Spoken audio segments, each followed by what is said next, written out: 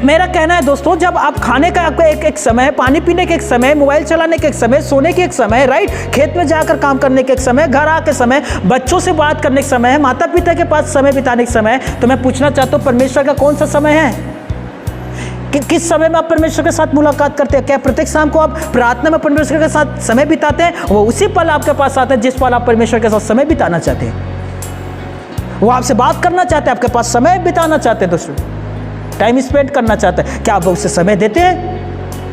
आपने अपने जीवन के हर एक हिस्सा को आप निभा रहे हैं, भली भांति अच्छी भूमिका आप निभा रहे हैं। अब अच्छे बेटे हैं, अब अच्छी माता पिता हैं, अब अच्छे बेटे बेटियां हैं। लेकिन मैं कहना चाहता हूं, क्या आप एक अच्छे विश्वासी हैं? जवाब दीजिए। मलाकी 1:6 में परमेश्वर कहता है, यदि मैं पीता हूं तो मेरा प्रेम कहाँ है? तुम तो अपने चाहने वालों से प्रेम करते हो, यहाँ तक कि अपने गाय पालतू जानवर से भी प्रेम करते हो। यदि मैं पीता हूं तो मेरा प्रेम कहाँ है? यदि मैं तुम्हारा स्वामी हूं तो मेरा सम्मान कहाँ है? मुझे बताइए, परमेश्वर के लिए कौन सा समय है जो आपने निर्धारित करके रखा है? दोस्तों, आपके प्रार्थना कक्ष कहाँ है जहाँ आप जाकर प्रार्थना करते हैं? आपकी प्रार्थना कक्ष है? आपका एक निर्धारित समय है कि मुझे परमेश्वर के सजदे इबादत करना है इस पल?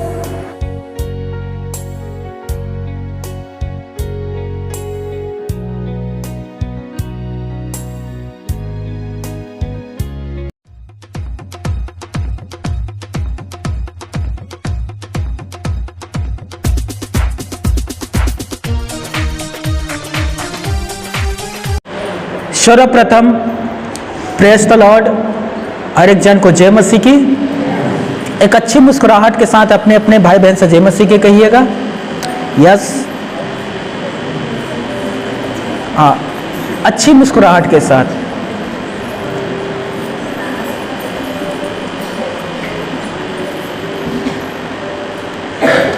मैं देख रहा था कुछ लोग मुस्कुरा नहीं रहे थे।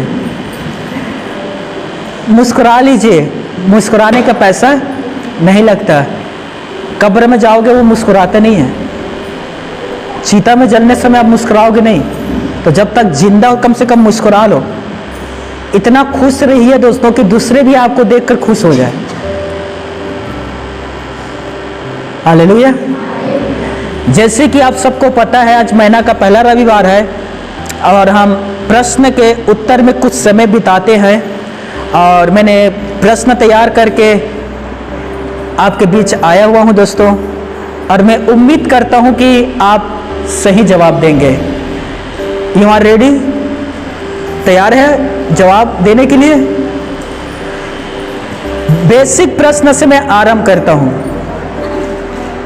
पहला प्रश्न, पवित्र शास्त्र बाइबल में कुल कितने पुस्तकें हैं? पुराने नियम में कितने हैं? 49, और नए नियम में 27। पुराने नियम में 39 और नए नियम में 27। अब कान खोलकर सुनिएगा। दूसरा प्रश्न, बाइबल का पहला पुस्तक उत्पत्ति किसने लिखा था? यस, सही जवाब। ताली बजाकर प्रभु को महिमा दो। बाइबल का अंतिम पुस्तक प्रकाशित वाक्य किसने लिखा था? यूहन्ना। सही जवाब। ताली बजाकर प्रभु को महिमा दो। अब जवाब दीजिएगा, यशायाह के पुस्तक किसने लिखा था? मूसा। और बताइए, यशायाह के पुस्तक किसने लिखा? यशायाह के पुस्तक किसने लिखा है? पहला पुस्तक याद है, अंतिम पुस्तक याद है, बीच के पुस्तक याद नहीं है। सुनिए, यशायाह के पुस्तक यशायाह ने ही लिखा है। मत्ती का पुस्तक मत्ती ने ही लिखा है। हिजकेल का पुस्तक हिजकेल ने ही लिखा है। अरे थोड़ा ध्यान दीजिए करो, पढ़ा करो। किसने किससे कहा? किसने किससे कहा? सुनिए नेक्स्ट, अब से तेरा नाम इजराइल होगा। किसने किससे कहा था?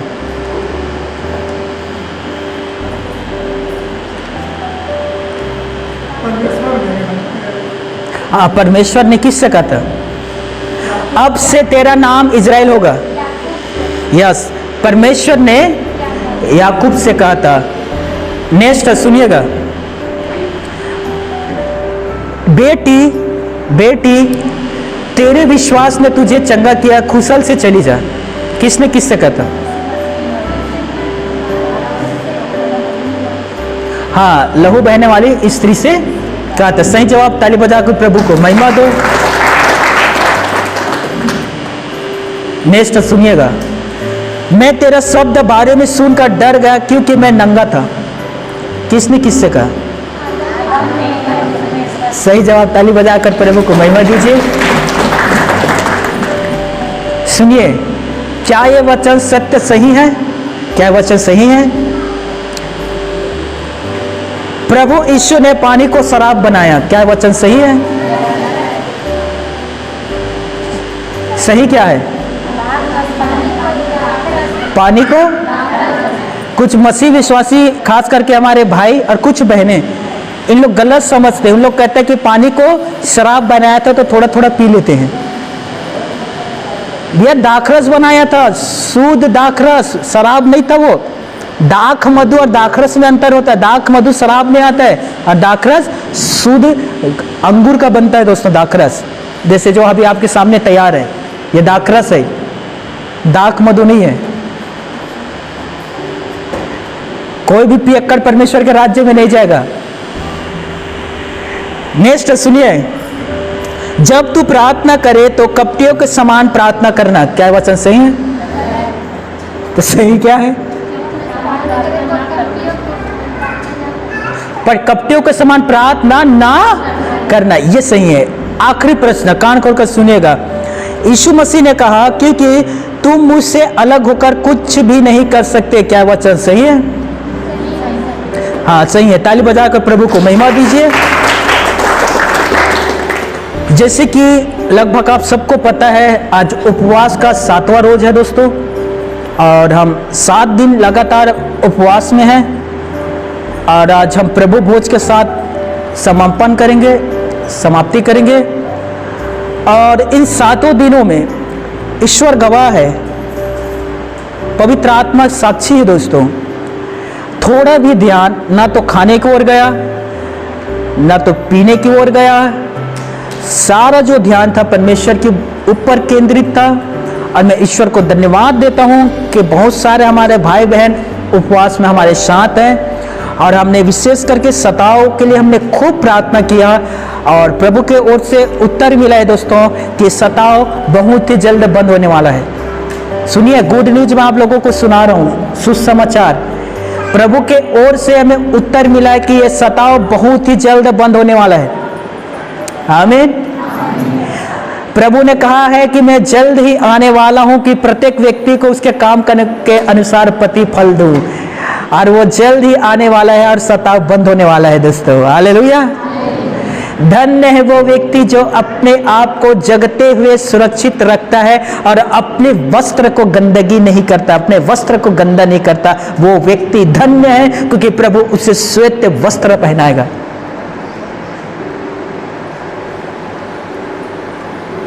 क्या हम तैयार है उठा ले जाने के लिए? सुनिए, हम लोग 7वां रोज उपवास का, मैं उपवास हम लोग इसलिए नहीं किए थे दोस्तों कि हम आराम करें, नहीं, हम लोग उपवास इसलिए थे कि परमेश्वर के शब्दों को सुन सके। परमेश्वर हमें प्रकाशन दे, ईश्वरीय दर्शन दे, ताकि उस दर्शन को हम आपके सामने ला सके। और उसने कहा है मैं शीघ्र ही आने वाला हूं और हर एक व्यक्ति को उसके काम के अनुसार प्रतिफल मैं दूंगा। धर्मी जन के लिए मेरे पास उत्तम आशीष है और वो सूर्य के समान मेरे राज्य में चमकेंगे। लेकिन मैं पापियों को उस अंधेरे में, उस गड्ढे में डालूंगा जहां उसे रोना और दांत पीसना होगा। तो यीशु मसीह के पास दोनों लोगों के लिए प्रतिफल है, विश्वासियों के लिए भी और अविश्वासियों के लिए भी, धर्मी जन के लिए भी और अधर्मी जन के लिए भी। परमेश्वर के पास प्रतिफल है देने के लिए दोस्तों। और ये प्रकाशित वाक्य में लिखा गया है। हालेलुया।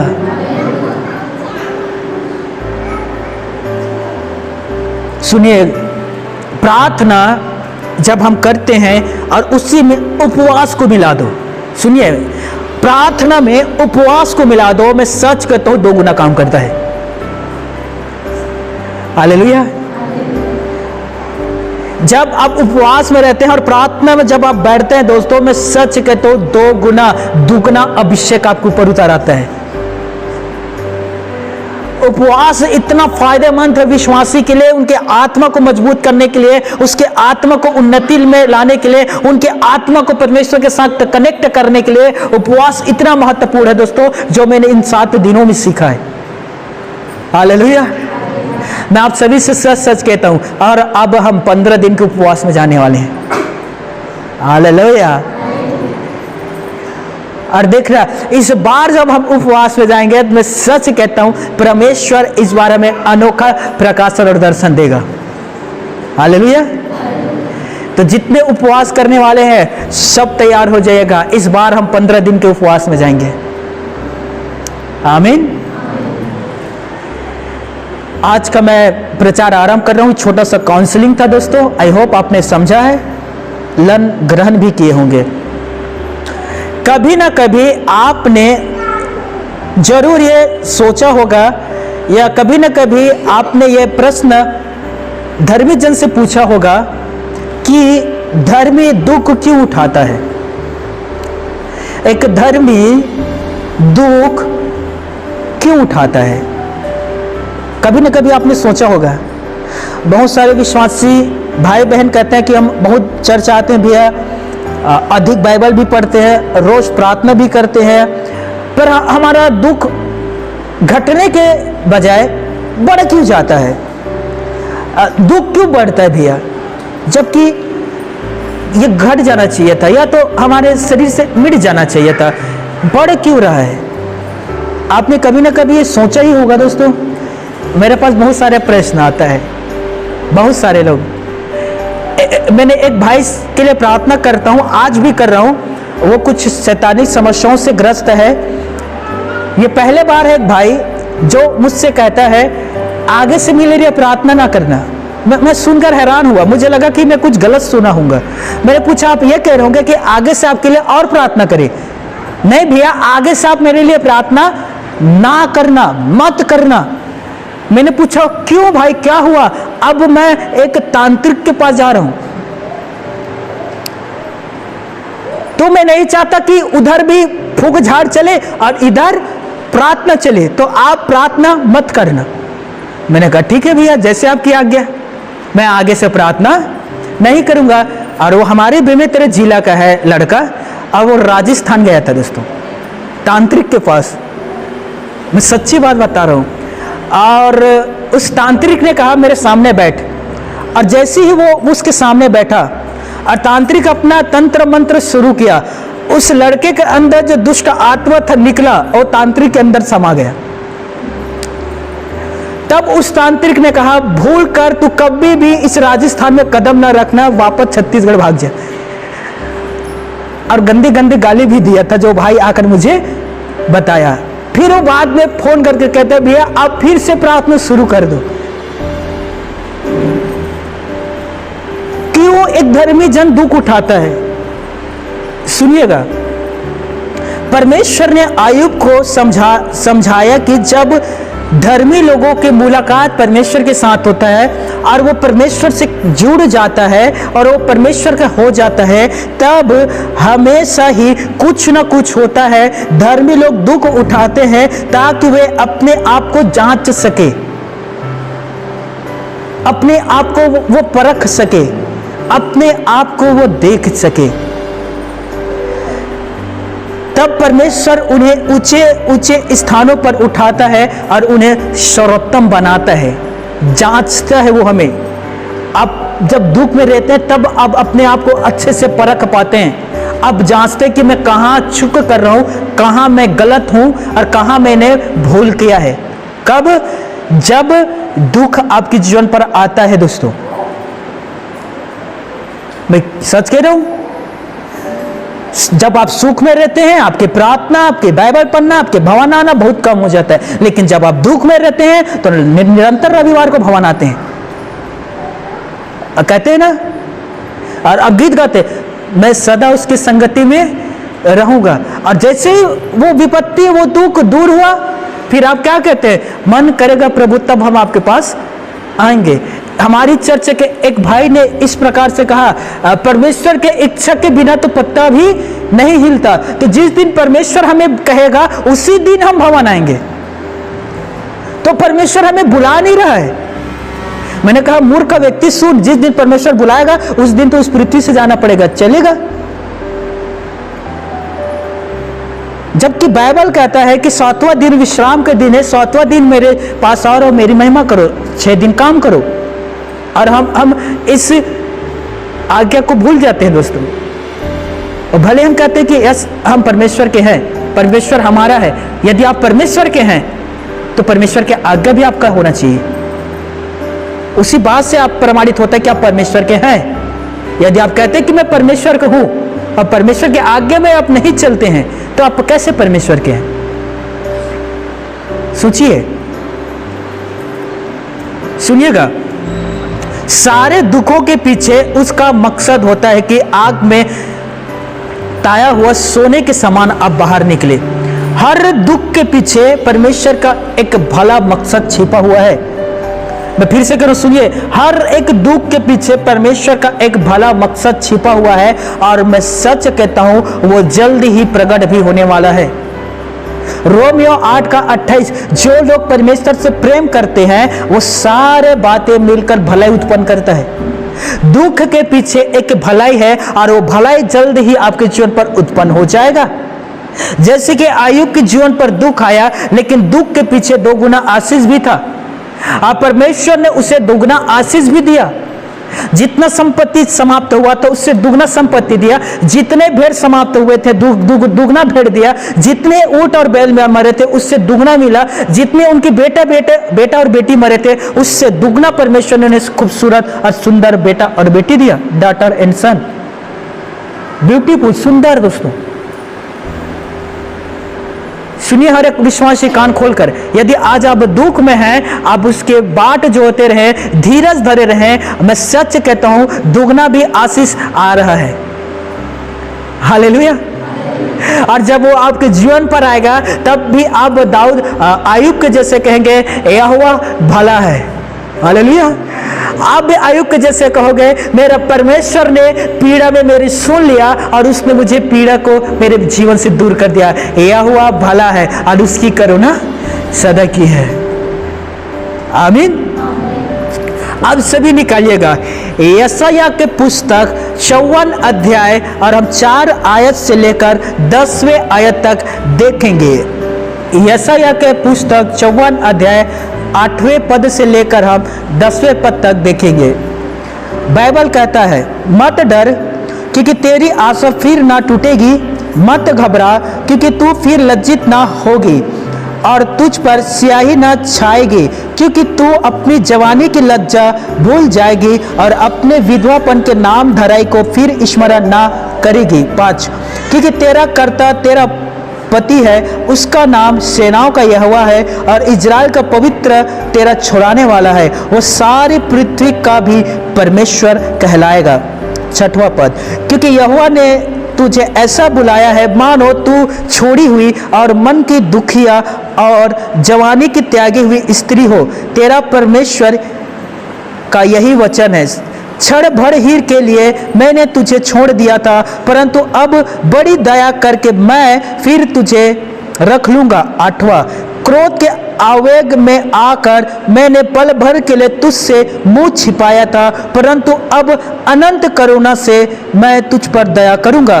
तेरे छुड़ाने वाला यहोवा का यही वचन है। 9, यह मेरी दृष्टि में नूह के समान के जल पल्ले के समान है, क्योंकि जैसे मैंने शपथ खाई थी कि नूह के समय के जल पल्ले से पृथ्वी फिर ना डूबेगी, वैसे ही मैंने यह भी शपथ खाई है कि फिर कभी तुझ पर क्रोध ना करूंगा, ना तुझको धमकी दूंगा। चाहे पहाड़ हट जाए और पहाड़ियाँ टल जाए तो भी मेरी करुणा तुझ पर से कभी ना हटेगी, मेरी शांतिदायक वचन ना टलेगी। यहोवा जो तुझ पर दया करता है उसका यही वचन है। पिता परमेश्वर अपने पढ़े गए कलाम पर हम सभी को आशीष दे। विश्वासियों के प्रति परमेश्वर का प्रेम है जो हम यहाँ देखते हैं। जब नूह नूह के समय जल प्रलय हुआ, जल प्रलय के बाद सारे मनुष्य का विनाश हो गया, मृत्यु हो गया। तो जल प्रलय के बाद उसने नूह से शपथ खाकर कहा था कि मैं दोबारा जल प्रलय के द्वारा मनुष्यों का विनाश नहीं करूंगा। उसी प्रकार से अब वो परमेश्वर कर रहा है, मैं क्रोध के आवेश में आकर मैं तुम लोगों पर फिर कभी क्रोधित नहीं होऊंगा, मैं तुम लोगों पर क्रोध नहीं करूंगा। और वो किससे कर रहा है? इजरायलियों से, अर्थात अपने विश्वासियों से। वो अब हम पर क्रोध नहीं करेगा। क्रोध का समय गया, अब अनुग्रह के समय है। व्यवस्था का समय गया और अभी अनुग्रह के समय है। न्याय के समय आने वाला है, लेकिन वो आया नहीं है, अभी अनुग्रह का समय है। हालेलुया। मैं हर एक से कहना चाहता हूं, सुनिए पीछे वालों भी, अभी अनुग्रह के समय है। अभी आप परमेश्वर के पास आकर उसकी अनुग्रह दया से श्वेत में अपने पापों को धो सकते हैं, निःशुल्क का, बिना दाम दिए हुए, क्योंकि अभी अनुग्रह का समय चल रहा है। लेकिन जिस दिन न्याय का समय आएगा, उस दिन केवल न्याय होगा, जजमेंट होगा। उस दिन किसी का भी पाप धुला नहीं जाएगा। हर एक सुन रहे हैं? परमेश्वर कहता है, चाहे पहाड़ हटे तो हट जाए, चाहे समुद्र फटे तो फट जाए, चाहे आकाश बंद होता तो हो जाए, चाहे भूमि फल दे या ना दे, चाहे सूर्य प्रकाश दे या ना दे, परमेश्वर कहता है तो भी मेरी करुणा तुझ पर से कभी नहीं हटेगा,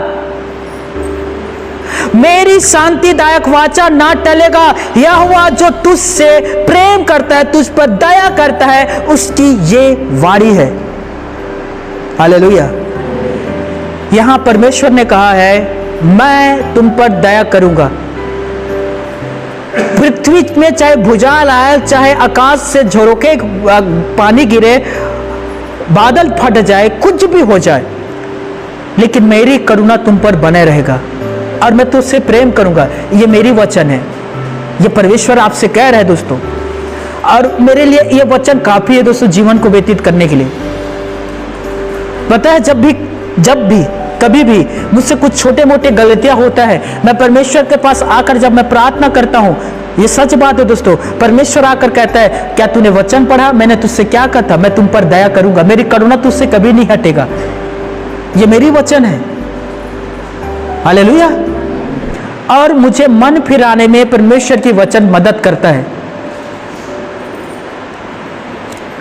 आप सभी से मैं कहना चाहता हूं, यदि आपसे भी छोटे मोटे गलती भूल चूक होता, आइए परमेश्वर के पास प्रार्थना करें। मैं सच कहता हूं, उसका वचन को आप सुन पाओगे और वो कहेगा, यस मैं तुम पर करुणा करूंगा। क्यों करुणा करूंगा? क्योंकि तुम फिर कर मेरे पास आए हुए हो। दूसरा तीमुथियुस दूसरे अध्याय 13वें आयत, यदि हम अविश्वासी भी हो जाए तो भी वो विश्वास योग्य बना रहता है, क्योंकि वो अपने आप का इंकार नहीं कर सकता। हमारा जो परमेश्वर है, प्रभु यीशु मसीह, वो विश्वास योग्य है और वो रहेगा। उसका दया सागर के समान है और वो करुणा निधान है दोस्तों। यदि हम अविश्वासी भी हो जाएंगे, फिर भी वो विश्वास योग्य है। हालेलुया। यदि हम पीछे भी हट जाते हैं तो भी वो विश्वास योग्य है। यदि हम नाराज होते हैं तब भी वो विश्वास योग्य है। जब हम परमेश्वर के पास आकर शिकायत करते हैं तब भी वो विश्वास योग्य है। और बाइबल कहता है कि वो केवल विश्वास योग्य नहीं है, परंतु वो विश्वास योग्य धर्मी है। हालेलुया। पुराने नियम का अंत सर्वनाश शब्द से होता है। मलाकी 4:6 में विनाश से शब्द का अंत होता है। जब आप नए नियम पढ़ते हैं तो इसका अंत आशीष के साथ होता है। प्रकाशित वाक्य का 22:21, परमेश्वर के पवित्र अनुग्रह पवित्र लोगों के साथ रहे। और आगे लिखा है आमीन। तो हम विनाश में नहीं है, हम किस में हैं? आशीष में। हम सर्वनाश में नहीं है, हम किस में हैं? परमेश्वर की बरकत में। हालेलुया। सुनिएगा दोस्तों, हर एक उत्पत्ति सूर्य की सृष्टि के बारे में बताता है। उत्पत्ति संसार में पाप का प्रवेश के बारे में बताता है। श्राप के बारे में बताता है, शैतान के राज्य के बारे में बताता है, तथा जीवन के वृक्ष से निकाल दिए जाने के विषय में बताता है। प्रकाशित वाक्य एक ऐसे स्थान के वर्णन करता है जहां सूर्य की आवश्यकता नहीं है, पाप निकाल दिया जाएगा, श्राप का अंत किया जाएगा, शैतान की हार होगी, तथा जीवन के वृक्ष के पास हम पुनः फिर से आएंगे। जो पाप के द्वारा दूर हुआ था, प्रकाशित वाक्य कहता है आशीष अनुग्रह के द्वारा हम उसी वृक्ष के पास फिर से आएंगे। हालेलुया। जो पाप के द्वारा हमने खोया है, अनुग्रह के द्वारा हम उसे फिर से पुनः प्राप्त कर लेंगे। मेरी तरफ अब ध्यान दीजिएगा। मसीह में आने के बाद, प्रभु के कहलाने के बाद, विश्वासी होने के बाद आपसे जो गलती हुआ है, आपसे जो पाप हुआ है, जो आपने किया है मन से, वचन से, कर्म से, देह से, सोच से, आंख से, मुंह से, गंदे गंदे शब्द, मुझे नहीं पता, पर सुनिए, जो भी आपने खोया है, प्रकाशित वाक्य कहता है उन सबको वो लौटाने वाला है। हालेलुया। वो शांति जो आपने खोया है, परमेश्वर उसे लौटाने वाला है। वो सुकून जो आपने खोया है, परमेश्वर उसे लौटाने वाला है। वो नींद जो आपने खोया है, परमेश्वर आपको नींद देने वाला है, सुखदायक नींद। वो उत्तम उत्तम भोजन पकवान जिसे आप नहीं खा पा रहे, परमेश्वर कहता है कि हर प्रकार के भोजन आपके लिए रखा गया, उसे आप तुम खाओगे। 7 से भी अधिक पकवान आप एक दिन में खा सकते हैं। वो सब कुछ जो आपने खोया था मसीह में आने के बाद, अब यदि फिर से मसीह में आकर सब कुछ सही करते हैं, वो सब कुछ आपको पुनः मिलने वाला है। हालेलुया। एक दूसरे का हाथ पकड़िए, प्लीज एक दूसरे का हाथ पकड़िए।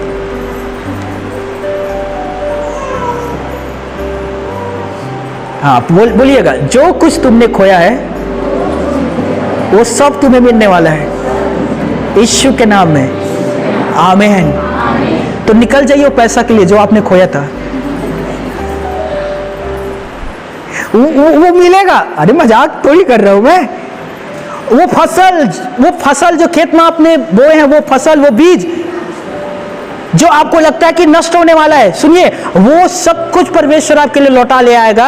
आप प्रार्थना करिए। 1 एकड़ में यदि आप 50 कट्टी काट रहे, बोरे काट रहे, प्रार्थना करिए, खुदा 60 से 70 कर देगा।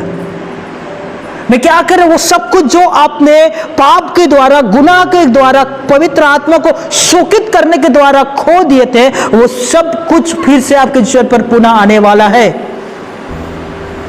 हालेलुया। याकूब के पत्री 1 अध्याय 2 आयत, याकूब कहता है, हे मेरे भाइयों, जब तुम नाना प्रकार की परीक्षाओं में पढ़ो तो पूरे आनंद की बात समझो। हालेलुया। खुशी की बात समझो। क्यों हम परीक्षा में जाए तो खुशी की बात समझे, क्यों हम दुख उठाते तो खुशी की बात समझे। याकूब कह रहा है तब तुम खुश रहना, आनंद की बात समझो। याकूब 1 अध्याय 3 पद, हाँ पढ़िएगा।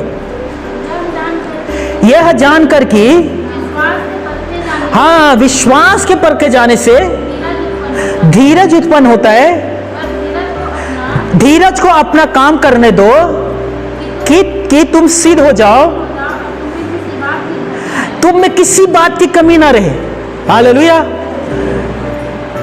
दुख, पीड़ा, बीमारियां, उन्हें अपने काम करने दो। अब परमेश्वर आपको तैयार कर रहा है दोस्तों। आप समझ लीजिए कि आप उस भट्टे में तप रहे हैं जिसमें आपके कुम्हार ने आपको डाला है। जब आप भट्टे से बाहर निकलेंगे, कुम्हार आपको हथौड़े से पीट पीट कर सही दिशा देगा और आप निखरोगे। इसीलिए याकूब ने कहा, जब तुम नाना प्रकार की परीक्षाओं में पढ़ते हो, पूरे आनंद की बात समझना। आमीन। मेरी एक बहन है जो राजिम में रहती है, वो बीमार है, बहुत अधिक बुखार आ रहा है, पूरे शरीर में दर्द है।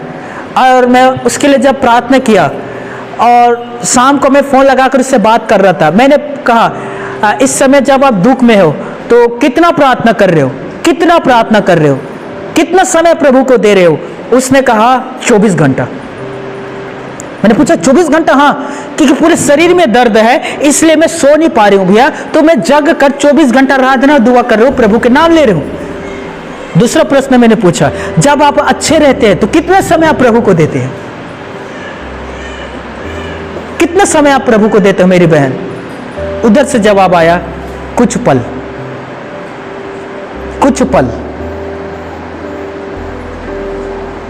ये सच्चाई है, कुछ पल। और मैं जानता हूं यहां बहुत सारे लोग भी हैं जो यही काम करते हैं।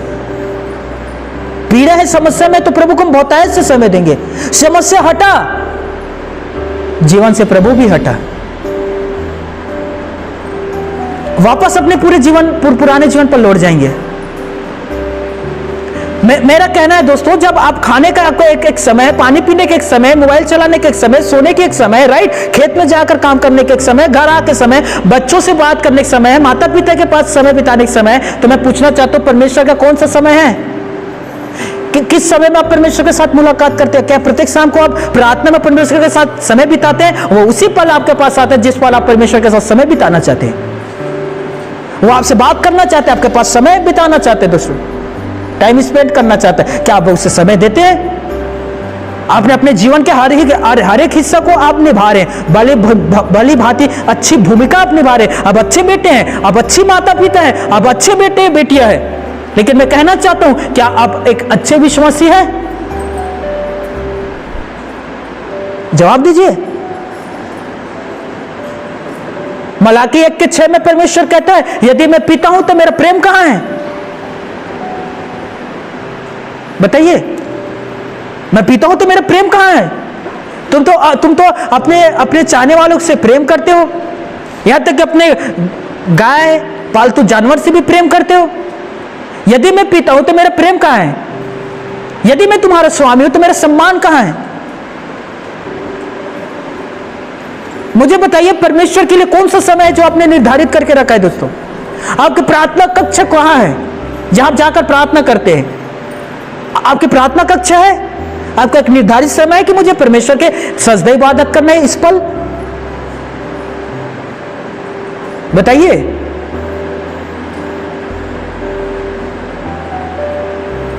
ऐसे ही लोगों को शैतान आकर घुसा मारता है। आता है शैतान, मुक्का बंद करता है, पीठ को मारता है, जैसे घुसा मारते हैं लोग रोते हुए, कलहारते हुए, पास्टर पास्टर पास्टर। क्या हुआ? प्रार्थना करो। क्यों? शैतान ने घुसा मारा। मैं कहता हूं पुनः घर चले जा और घुसा लात खा के आ। हालेलुया। पीठ भी सूज जाए, मुंह भी सूज जाए, फिर आना, फिर हम प्रार्थना करके उसे कम करेंगे। हर एक चीजों के लिए आपके पास वक्त है, समय है दोस्तों। दुख की बात है, खुदा के लिए समय नहीं है। भेड़ तो अपने मालिक को, बैल तो अपने चरनी को पहचानते हैं। क्या आप अपने यहोवा को पहचानते हैं? पता है उसने आपसे कितना प्रेम किया दोस्तों? उसने अपना इकलौता बेटा आपके लिए दिया है। पता है उसने कितना प्रेम किया? उसका व्यवस्था था, जहां व्यवस्था को उल्लंघन हुआ वहां सर्वनाश हुआ, व्यक्ति का मृत्यु होता था। उसने व्यवस्था को बदल दिया दोस्तों ताकि आप जी सकें। उसने अपने बेटे को सलीब में चढ़ा दिया ताकि आप जी सकें।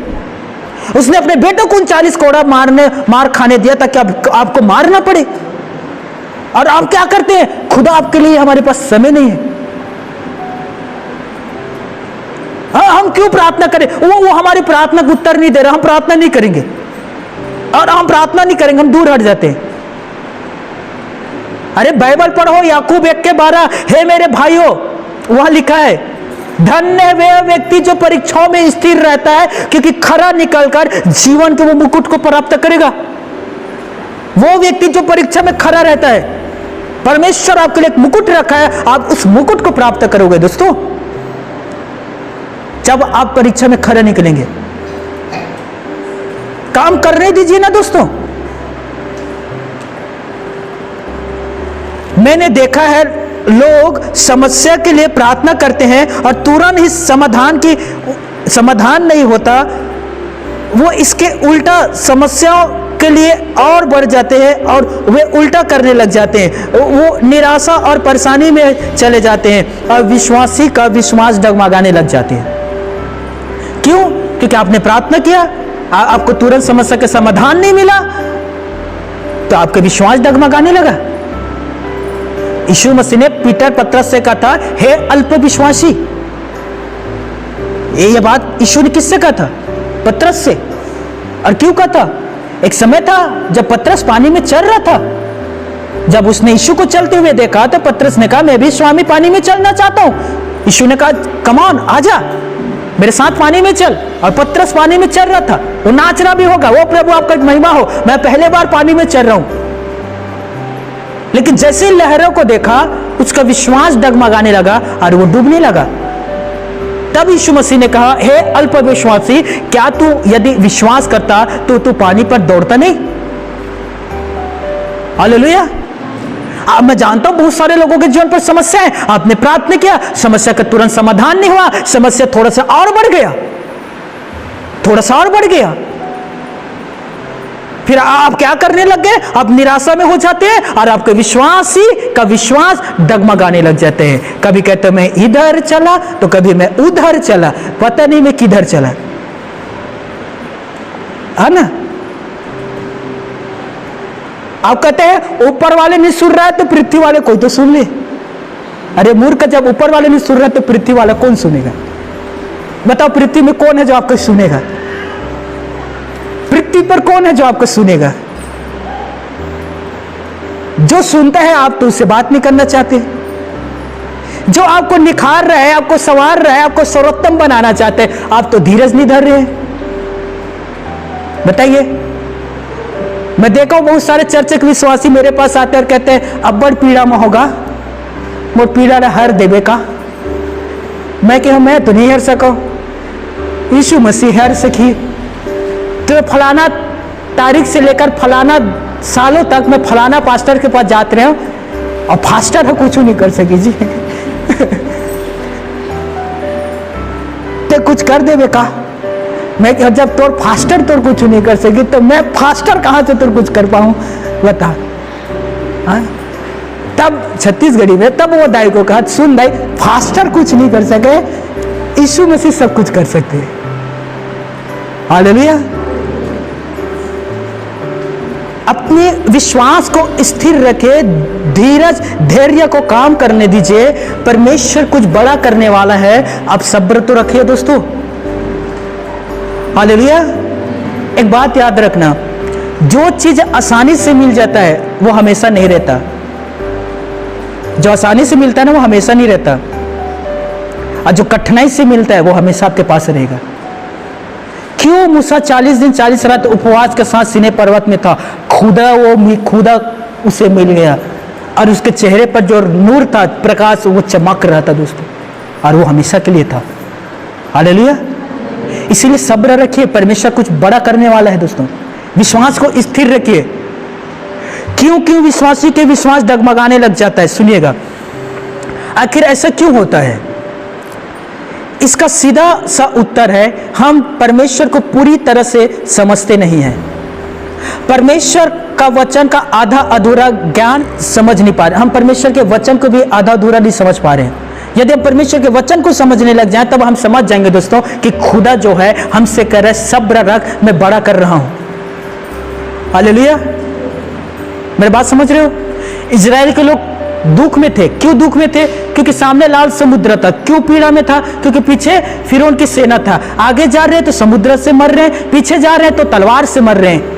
और वे लोग सारे लोग चिल्लाकर दुहाई देकर मूसा से कहता है, क्या मिस्र में कब्र नहीं था तो हमें मारने के लिए जंगल में क्यों ले आए?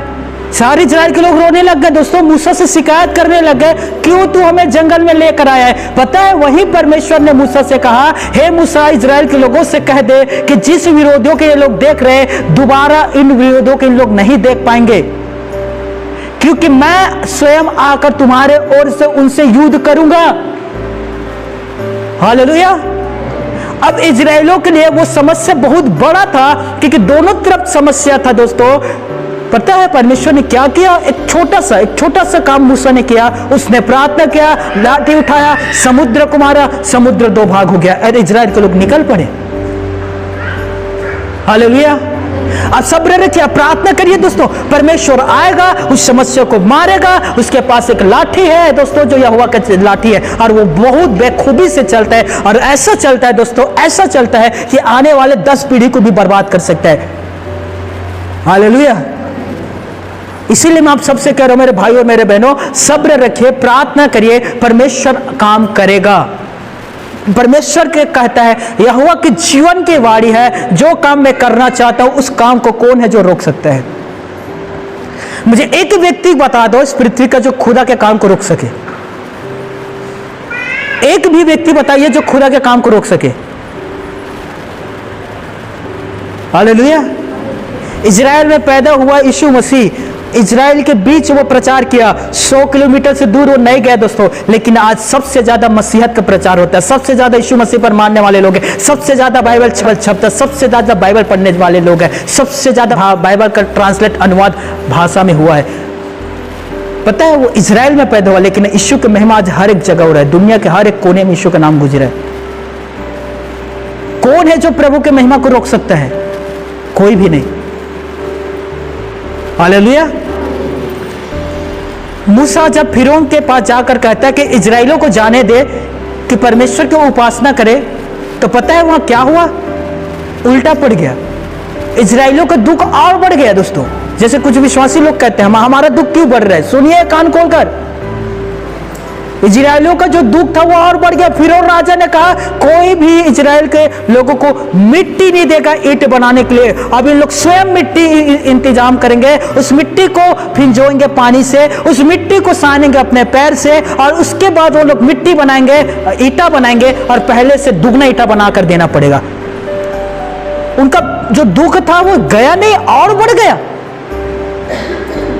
बाइबल कहता है यिर्मयाह खुदा के पास जाकर समस्याओं के लिए प्रार्थना किया, शिकायत किया, इस भरोसे से कि परमेश्वर सब कुछ ठीक कर देगा। लेकिन खुदा यिर्मयाह से कहता है तू जो प्यादों के संग दौड़ नहीं पाया, तो क्या तू घोड़ों के साथ दौड़ पाएगा? यिर्मयाह 12:5। समस्या दूर हुआ? नहीं, और बढ़ गया। तीसरा उदाहरण सुनिए, यूहन्ना 11 में हम पढ़ते हैं कि यीशु ने लाजर को चंगा नहीं किया जब वो बीमार था और लाजर मर गया। समस्या का समाधान हुआ? नहीं। अब महिमा सुनिए परमेश्वर का कैसे काम करता है। हर एक व्यक्ति जो पीड़ा दुख तकलीफ में, सुनिए परमेश्वर कैसे काम करता है। जब फिरौन ने इजराइलियों के काम को बढ़ा दिया, तब परमेश्वर मूसा से कहता है अब तू जाकर फिरौन के राजा से कहना, उसने जीवते परमेश्वर को चुनौती दिया है, अब मैं देख इजराइल के लोगों को कैसे छोड़ाता हूं। और परमेश्वर ने 10 विपत्ति से बचाकर उन लोगों को मिस्र देश से बाहर निकाल ले आया। हालेलुया। सुनिए, जब लाजर मर गया तो प्रभु यीशु मसीह आते हैं और कहता है हे लाजर मुर्दा है, जी उठ, और लाजर जी उठा। यह है परमेश्वर की दुगना महिमा। हालेलुया। मैं क्या करूं दोस्तों, खुदा शांत रहने वाला नहीं है, वो काम करने वाला है, और आपके जीवन पर आएगा और वो आपके जीवन पर काम करेगा। अपना धीरज और धैर्य का काम करने दो। आमीन। आखिरकार परमेश्वर ऐसा क्यों करता है दोस्तों? 3 बात मैं बता रहा हूं, नोट कर लेना। परमेश्वर आखिरकार ऐसा क्यों करता है? 3 बातें हैं, सुनिए।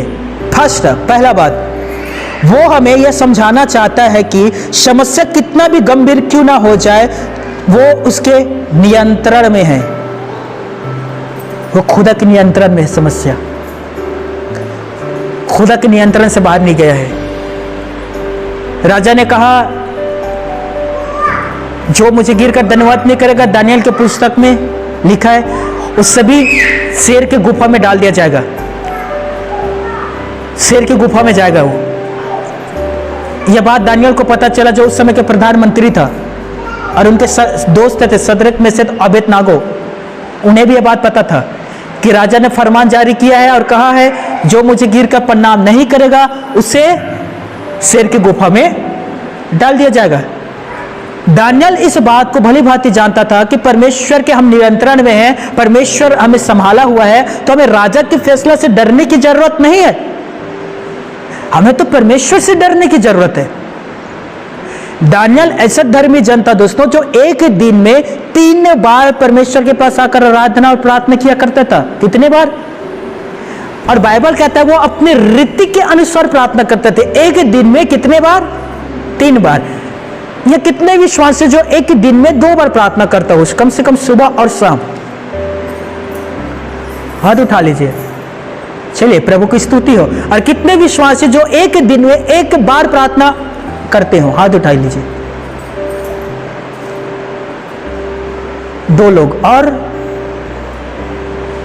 क्या हो गया? बाकी लोग एक दिन में एक बार भी प्रार्थना नहीं करते? हाँ, अब 2 लोग का और हाथ उठा।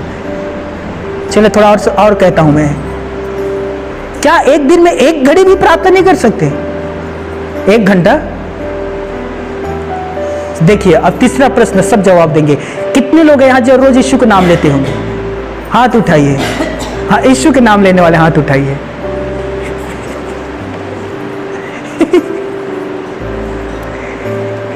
मत्ती 7:21, हे यीशु कहने वाले, तुम में से हर एक परमेश्वर के राज्य में प्रवेश नहीं करेंगे। हाथ उठाने वालों सुन लो, मैं भी उठा दिया था।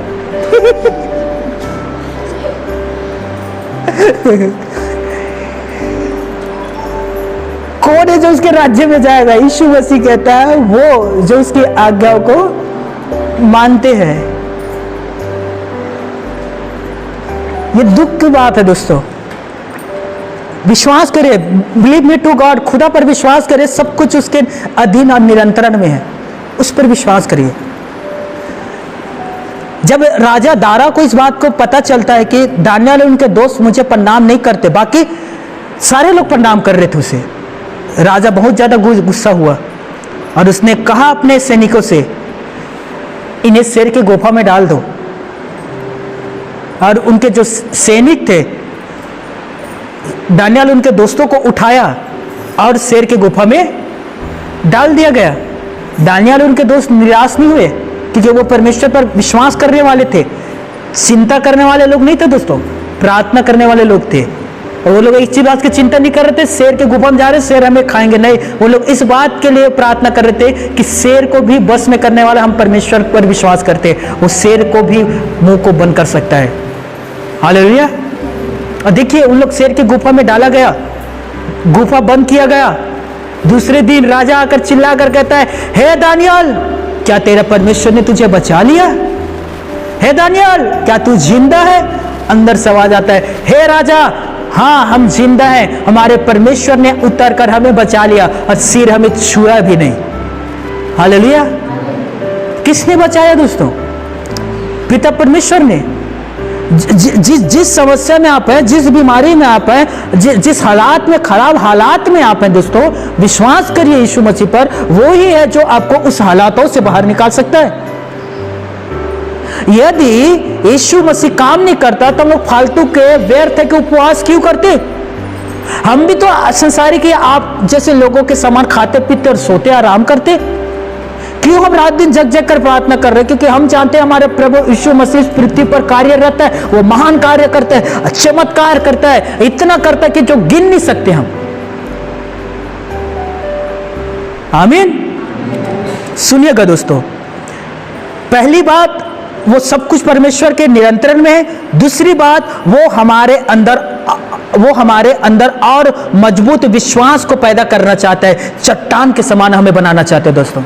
हम वो विश्वासी नहीं है जो अपने घर को हम बालू में बनाए हैं, हम वो विश्वासी है जो अपने घर को चट्टान में बनाए। चाहे आंधी आए, चाहे तूफान आए दोस्तों, वो चट्टान में बना हुआ घर कभी नहीं ढह सकता, कभी नहीं गिर सकता। इसीलिए परमेश्वर हमें कहता है कि मैं तुम्हें चट्टान के जैसे विश्वासी बनाना चाहता हूं। तुम सुदृढ़ विश्वासी के समान रहोगे, जिसे कोई नहीं हिला सकता। पता है, जब एक बहुत तेज आंधी तूफान आता है तो देखना वो पेड़ से टकराता है, पेड़ हिलता है और जितना कच्चा फल रहता है सब गिर जाता है। जो फल कच्चा होता है ना, सब गिर जाता है दोस्तों। क्यों गिर गया? लेकिन बाकी जो पेड़ में फल होता है, कितनों आंधी तूफान आए, वो पेड़ से फल नहीं गिरता। क्यों नहीं गिरता? एक ही पेड़ का फल है दोस्तों। कुछ फल क्यों गिर जाता, कुछ फल क्यों नहीं गिरते?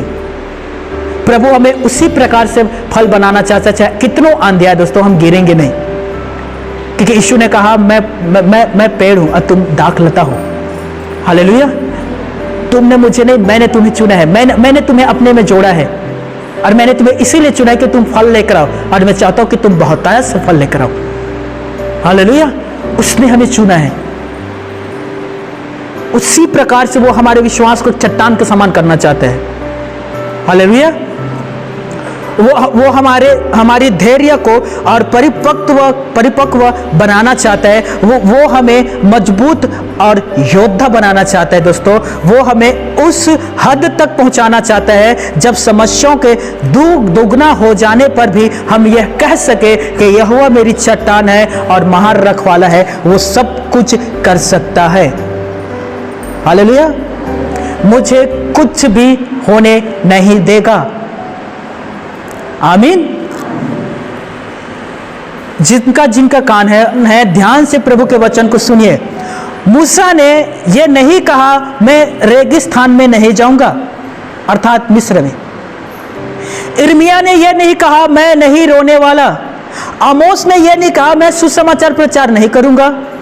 रहब वेश्या ने यह नहीं कहा मैं वेदियों को अपने घर में नहीं छिपाऊंगी। लूत ने यह नहीं कहा मैं खेत में काम करने के लिए नहीं जाऊंगी। शाऊल ने यह नहीं कहा, दाऊद ने यह नहीं कहा मैं रोटी लेकर नहीं जाऊंगा। मरियम ने यह नहीं कहा कि मुझे कुंवारी मां नहीं बनना है। मरियम मगदली ने यह नहीं कहा मैं चरण क्यों धोती हूं। पौलुस ने यह नहीं कहा मुझे इतना अधिक पत्री क्यों लिखना है। प्रभु यीशु मसीह ने यह नहीं कहा मैं क्रूस पर क्यों चढ़ाया जाऊं। जब परमेश्वर ने इन तमाम लोगों से कहा तो इन सब ने कहा हे खुदा मैं यहां हूं, मुझे भेज, मैं जाऊंगा। हालेलुया। किसी ने प्रभु के बात से इंकार नहीं किया दोस्तों, सब ने कहा मैं हूं, मैं यहां से जाऊंगा। फिर हम कैसे कह सकते हैं दोस्तों कि इस दुख से हमें नहीं गुजरना है। जो कटोरा, जो प्याला प्रभु ने हमारे लिए रखा है उसे हमें पीना पड़ेगा, चाहे वो खुशी का प्याला हो चाहे वो दुख की प्याला हो।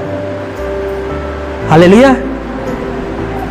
आप सदा खुशी में प्रभु के भजन के गीत आप नहीं गा सकते, आपको दुख में भी प्रभु के भजन के गीत गाना होगा। आप हमेशा ये नहीं कह सकते ओ गिन गिन की स्तुति करूं बेशुमार तेरे आशीषों के लिए। कभी कभी आपको ये भी कहना पड़ेगा गिन गिन की स्तुति करूं बेशुमार तेरे कोड़ों के लिए। हालेलुया। जो मुझ पर बरसा है।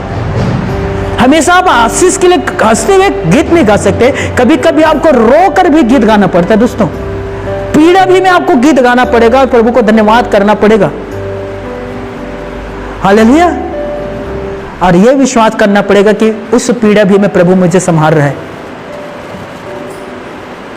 मैं जेल गया दोस्तों, मैं सच कहता हूं, जनवरी के दिन था, ठंड का मौसम था, जनवरी में खूब अधिक ठंडा होता है। मुझे 2 चटाई 2 कंबल दिया था, 2 कंबल, एक पतला वाला एक मोटा वाला। पतला वाले कंबल को कहा गया कि इसे नीचे में बिछाना और मोटा वाले कंबल है उसे आप ओढ़ना। अब बताइए ठंड के दिन एक कंबल से गर्माहट आएगा? और पता है वो कंबल कैसा होता है? वो कंबल ऐसा होता है जब आप उसे सिर से ढकोगे तो वो चांद सूरज भी दिखेगा। कंबल ढकने के बाद भी चांद सूरज दिखेगा, ऐसा कंबल दोस्तों। सोचिए, जनवरी का दिन 2017 की बात है, मैं जेल में था। अब मुझे पता है रात तकरीबन रात 1:30 बजा होगा। मुझे अधिक ठंडा लगने लग गया और मैं जानता था कि मेरे प्रभु मेरे साथ है, तो मैं ठंडा से कांपने से अच्छा था कि मैं प्रार्थना करूं। मैं आप सभी से कह रहा हूं, दुख में रोने से अच्छा कि आप प्रार्थना में रोइए। चिंता में पड़े रहने से अच्छा कि प्रार्थना करके चिंतन करें, चिंता ना करें, चिंतन करें कि प्रभु निकालेगा। हालेलुया। अब मैं प्रार्थना किया, मैंने प्रभु से कहा कि प्रभु जी मुझे ठंडा लग रहा है। मैंने एग्जैक्टली यही प्रार्थना किया और मैंने कहा प्रभु जी मुझे ठंडा लग रहा है और मैं चाहता हूं कि मुझे गर्माहट महसूस हो। 30 सेकंड लगा होगा, छोटा सा दुआ था, रात 1:30 बजे लगभग। मैं 30 सेकंड प्रार्थना किया, 31वें सेकंड मुझे गर्मी एहसास लगना शुरू हो गया। मैंने कहा शुक्र प्रभु, अब मैं आराम से सो रहा हूं, आप मुझे गर्माहट देते जाना है। एसी से ज्यादा प्रभु तेज काम करता है दोस्तों, विश्वास करिए। हालेलुया। एक बार एसी भी हवा आने में ना थोड़ा विलंब लग जाएगा, लेकिन प्रभु को काम करने में विलंब नहीं लगता दोस्तों। और मैं वहां लगभग 8 दिन था और 8 दिन तक प्रभु ने मुझे गर्माहट दिया। छोटी सी प्रार्थना। हालेलुया। अब सुनिएगा मेरे प्यारे भाई और मेरे बहनों, यदि प्रभु चाहता है कि ये सुख और ये दुख दोनों का कटोरा है और तुम दोनों में से पियो, तो आपको दोनों में से लेना पड़ेगा। कभी आप कहते हैं ना कुछ खट्टा मीठा हो जाए, तो प्रभु भी में कभी कभी ये होता है, कुछ खट्टा और कुछ मीठा। ज़्यादा मीठा शुगर की बीमारी है, हालेलुया, तो थोड़ा कड़वाहट और खट्टा भी चाहिए ताकि मेंटेन करके शरीर को रख सके। तो यीशु मसीह आपके लिए दोनों प्याला तैयार करता है, हालेलुया, बोलो प्रभु यीशु मसीह की जय। प्रभु कहता है ये दुख की कटोरा है जो बाएं ओर है, ये सुख की कटोरा है जो दाएं ओर है। आप क्या कटोरा पीना चाहोगे? प्लीज बताइए, दाएं तरफ की कटोरा कि बाएं की तरफ की कटोरा? किस कटोरा को पीना चाहते हो? सुख की कटोरा दाएं की तरफ है, दुख की कटोरा बाएं की तरफ है, क्या करोगे? जवाब तो दीजिए। हाँ, कुछ जवाब नहीं दोगे? कोई भी कुछ भी तो जवाब दीजिए। सुख की कटोरा कि दुख की कटोरा? चलिए, शुक्र है प्रभु, कम से कम सुख की तो कटोरा कहा। सुनिए, प्रभु ने यदि कटोरा तैयार किया है तो मैं क्या करूंगा? सुनिएगा, ये देखिए, मैं तीसरा कटोरा लूंगा और ये सुख की कटोरा और ये दुख की कटोरा मिक्स करूंगा और गटक जाऊंगा। हालेलुया। क्योंकि मसीहा तो ये नहीं कहता कि मसीह में आने के बाद दुख नहीं आएगा। मसीहा तो यह कहता है कि मसीह में आने के बाद दुख आपके बढ़ जाएगा तो प्रभु का आशीष भी बढ़ जाएगा। हालेलुया। हमारे यही शरीर है दोस्तों जो पहले पाप के लिए दुख उठाया करता था। हमारा ही शरीर है ना जो पाप के लिए दुख उठाया करता था। अब हमारा शरीर है जो धार्मिकता के लिए दुख उठा रहा है। हालेलुया। और पतरस ने कहा, हे मेरे भाइयों, मैं चाहता हूं कि तुम भले कामों के लिए दुख को उठाओ। ये बुरे काम करने से दुख उठाने से अच्छा है कि तुम भला करके दुख को उठा लो। हालेलुया। प्रभु की स्तुति हो। मुझे याद है एक बार मैं शराब पीकर अपने गांव में गाली गलौज कर रहा था, तो गांव के कुछ लड़के लोग आए और हमारे बीच खूब लड़ाई हुआ। डंडे से, लाठी से, लात से, घूसा से, मुक्का से मारपीट हुआ। पुलिस कंप्लेंट भी हुआ। मैं थाना भी गया था दोस्तों उस समय। और वो किस लिए था? गलत कामों के लिए, शराब के वजह से, गाली की वजह से।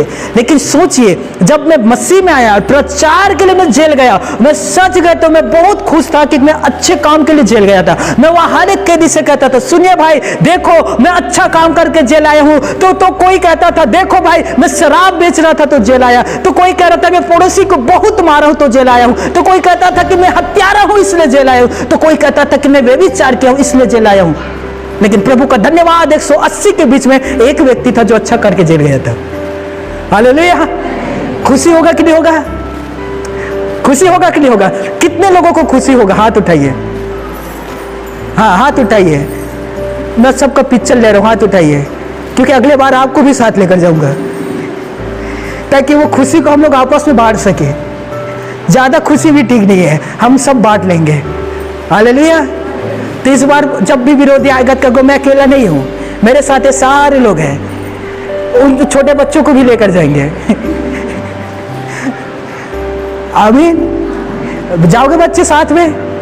हम वही हम लोग पढ़ाई करेंगे, छोटे या बड़े या वही A to ABCD सीखेंगे। आमीन। हालेलुया। जेल अच्छा जगह है दोस्तों। मैं सच कह रहा हूं, मैं गया हूं, अच्छा जगह है वो। अनुशासन है वहां। अब समय पर खाना, समय पर सोना, सुबह 4 बजे आपको उठाएगा, आपको प्रार्थना करना ही है। कुछ भी हो जाए आपको प्रार्थना करना और कहना है, हे हमारे खुदा, हम तेरे बंदे हैं। रोज रिकॉर्डिंग वहां बजता है समय पर। हर चीज आपको समय पर मिलेगा।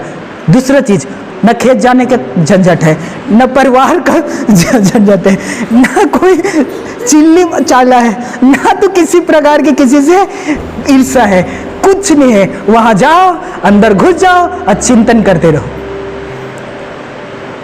हालेलुया। अच्छी जगह है ना? मैं दुआ करता हूं इस बार आप सबको प्रभु उस जगह में लेकर पहुंचाए। मेरा प्रार्थना है, मैं ही अकेला कोड़ा क्यों खाऊं जबकि प्रभु ने आप सबको कोड़े खाने के लिए चुना है। आमीन। हालेलुया। जब भी कोड़ा पड़ेगा तो मैं बोलूंगा मैं अकेला नहीं हूं, ये जेवरी गांव वाले भी है, भिक्खमपुर गांव वाले भी है। हालेलुया। इन्हें भी कुछ कुछ मिलना चाहिए। मिल बांट के खाने अच्छा होता है। हालेलुया। तो मिल बांट के हम सब खाएंगे दोस्तों, 4 मैं तो 8 आप। हालेलुया, प्रभु की स्तुति हो। सुनिएगा, क्या आप विश्वास करेंगे, अगर सुख स्थायी नहीं है तो दुख कैसे स्थायी हो सकता है दोस्तों? ये हमारी दिमाग की नकारात्मक उपज है जो हम कहते हैं ये दुख कब टलेगा। आप सोचते हैं ना, सुखों में समय कितना जल्दी चला जाता है, लेकिन दुख में ऐसा क्यों लगता है, ना तो दिन करता है ना तो रात करता है। आपने कभी ना कभी ये सोचा होगा दोस्तों, ऐसा क्यों होता है? आइए हम बाइबल से देखेंगे। भजन संहिता 119 के 123 पढ़िएगा। जी हम समाप्ति की ओर है, हमारे पास समय की कमी है, जल्दी पढ़िए। भजन संहिता 119 के 123 पर।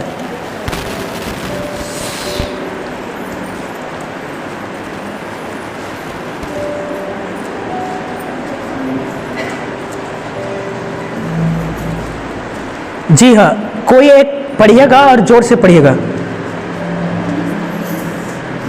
आंखें तुझसे उद्धार पाने और तेरे धर्ममय वचन के पूरे होने की बाट जोहते जोहते धुंधली पड़ गई। एक बार फिर से सिस्टर। मेरी आंखें तुझसे उद्धार पाने, मेरी आंखें तुझसे उद्धार पाने के लिए और तेरे धर्ममय वचन के पूरे होने की बाट, हाँ, पूरे होने की बाट जोते जोते मेरा आंख धुंधला पड़ गया है। ये भजनकार भी कह रहा है दोस्तों, मैंने लोगों को निराश होते और टूटते हुए देखा है, और कभी कभी मैं ये सोचता हूं ऐसा क्यों होता है।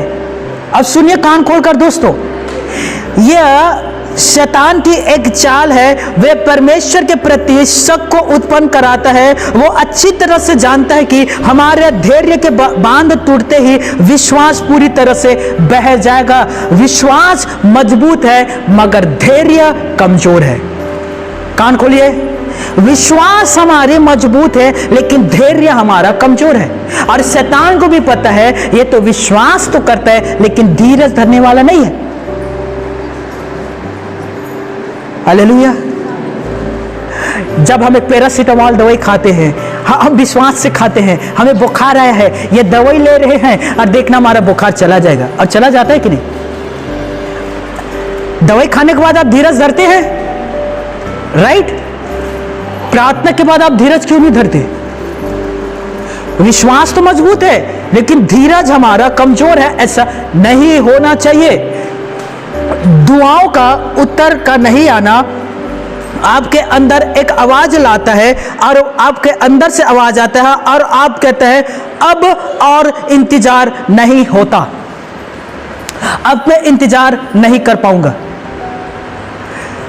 आप शैतान से कहना मैं इंतजार करूंगा, मेरी प्रार्थना का उत्तर जरूर मेरे पास आएगा, मैं धीरज धरूंगा। हालेलुया। मैं धैर्य रखूंगा और मुझे विश्वास है कि मेरी प्रार्थना का उत्तर आएगा। हे शैतान, तुझे पता नहीं है मेरे प्रभु ने मेरे प्रार्थना सुन लिया है और उत्तर आने वाला है। मैं अपने धीरज को बनाए रखूंगा, मैं अपने धैर्य को खोऊंगा नहीं। हालेलुया। अब सुनिएगा, सभी मेरे साथ कहना, मुझे विश्वास के साथ धैर्य भी धरना है और मेरी प्रार्थना का उत्तर मुझे मिलेगा। यीशु के नाम में आमीन।